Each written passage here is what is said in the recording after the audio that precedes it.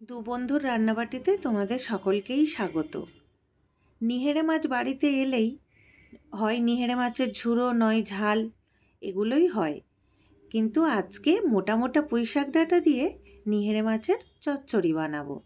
তার জন্য একটা পাত্রে পুঁই শাক ডাঁটা আর মাছ ভালো করে ধুয়ে পরিষ্কার করে নিয়ে নিয়েছি।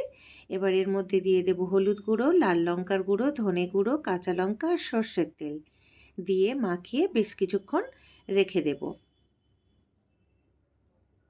এবার কড়াতে তেল গরম করে দিয়ে দেব পেঁয়াজ কুচি।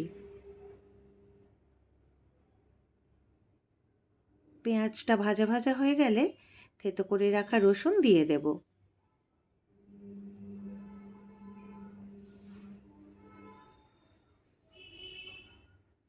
আবারও একটু ভালো করে নেড়ে চেড়ে নেব যতক্ষণ না রসুনের কাঁচা গন্ধটা চলে যায়।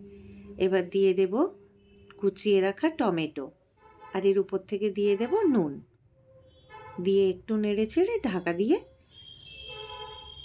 পেঁয়াজটা নরম হতে দেব। ঢাকনা খুলে আদা বাটা দিয়ে আবারও একটু ভালো করে মশলাগুলো একসাথে কষিয়ে নেব।